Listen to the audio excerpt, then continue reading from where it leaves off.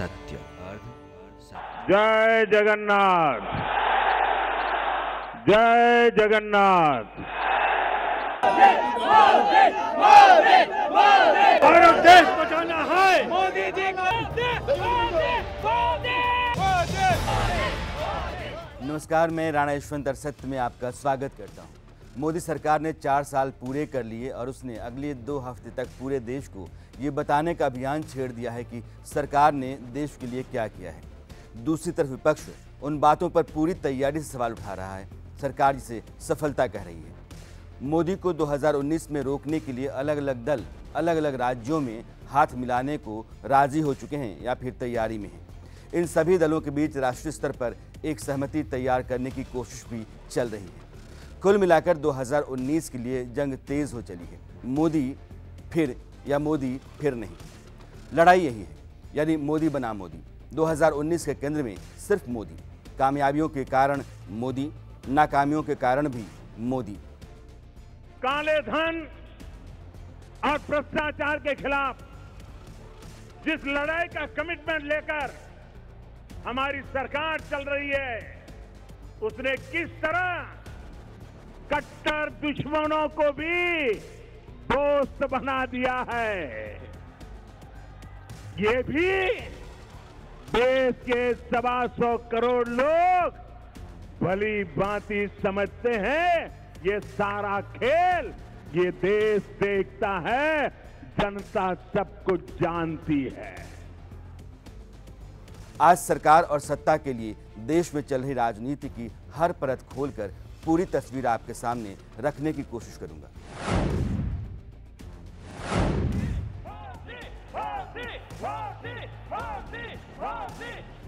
प्रधानमंत्री मोदी ने जिस रोज अपनी सरकार के 4 साल पूरे किए, उस दिन देश में उन्होंने उड़ीसा को अपने दौरे के लिए चुना। यानी इसका कोई न कोई मतलब तो होगा ही। मोदी रणनीति के माहिर खिलाड़ी माने जाते हैं। दरअसल उड़ीसा में इसी साल विधानसभा का चुनाव है और हाल ही में बीजेपी ने वहां पंचायत चुनाव में शानदार प्रदर्शन किया है। हालत ये है कि बीजेडी नेता और मुख्यमंत्री नवीन पटनायक की नींद उड़ी हुई है। लेकिन इससे बड़ी बात आप अब सुनिए। कहा यह जा रहा है कि इस बार मोदी लोकसभा चुनाव भगवान जगन्नाथ की नगरी पुरी से लड़ सकते हैं।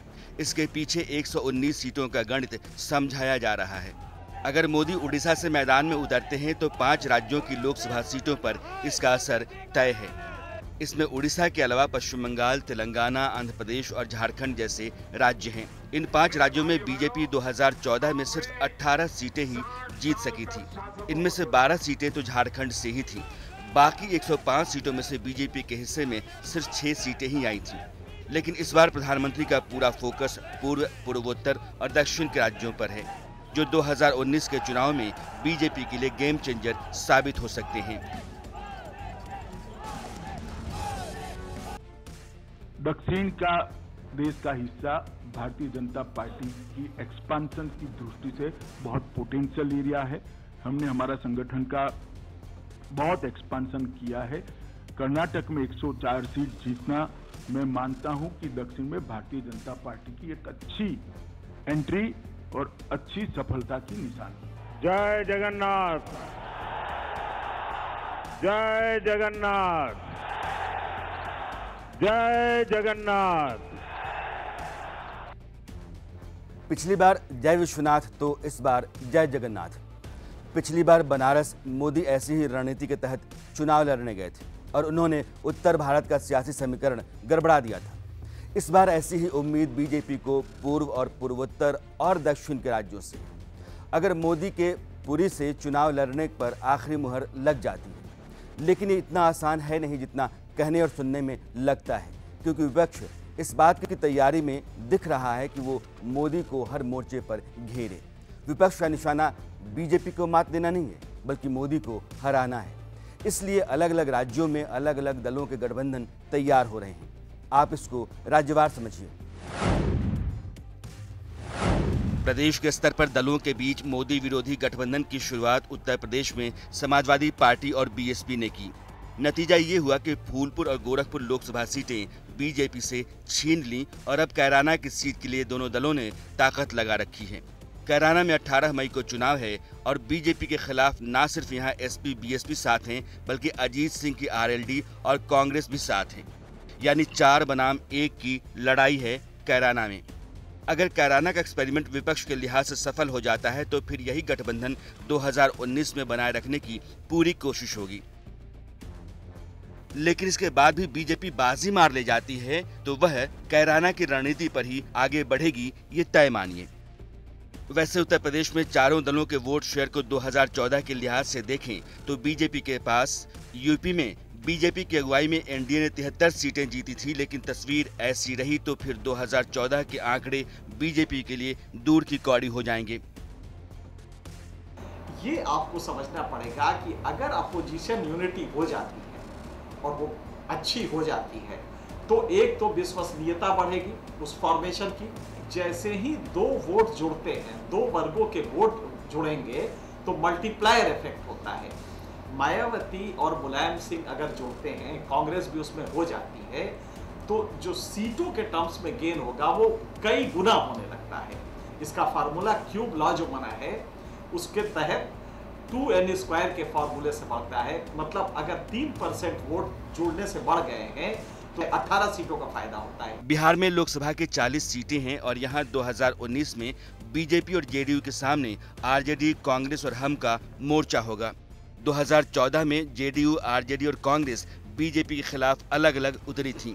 नतीजा ये हुआ कि उसने अपने साथी दलों के खाते में 31 सीटें बटोर दी।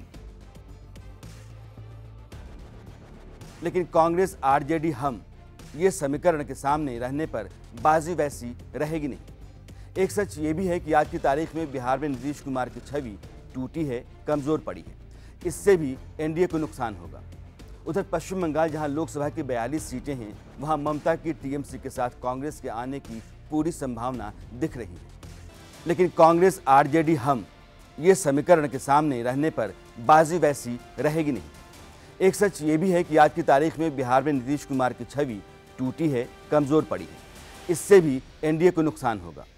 उधर पश्चिम बंगाल, जहां लोकसभा की 42 सीटें हैं, वहां ममता की टीएमसी के साथ कांग्रेस के आने की पूरी संभावना दिख रही है।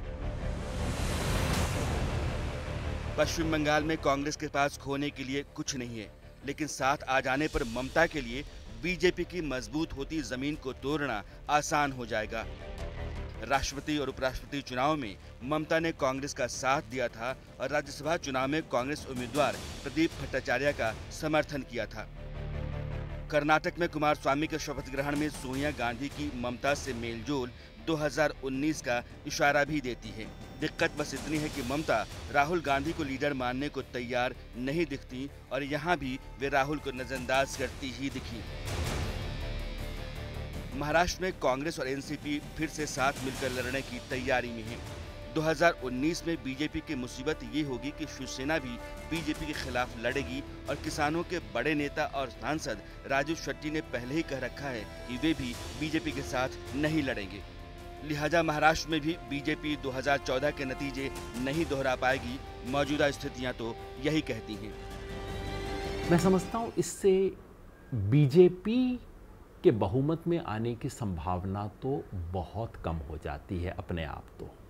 लेकिन अगर विपक्ष ये मान के बैठा है कि इतने में हमारा काम बन गया तो इससे बड़ी मूर्खता कोई नहीं होगी। गठबंधन से फर्क पड़ेगा, उत्तर प्रदेश में पड़ेगा, महाराष्ट्र में पड़ेगा, कुछ हद तक कर्नाटका में पड़ेगा, बिहार झारखंड में अगर बदलता है तो कुछ फर्क पड़ेगा, बाकी कुछ छोटे राज्यों में पड़ सकता है। आंध्र प्रदेश में चंद्रबाबू नायडू और उड़ीसा में नवीन पटनायक से भी कांग्रेस के हाथ मिलाने की संभावना है। कुल मिलाकर 13 राज्यों में 15 दल आपस में एक दूसरे से मिलकर 429 सीटों पर बीजेपी की मुसीबत बढ़ा सकते हैं।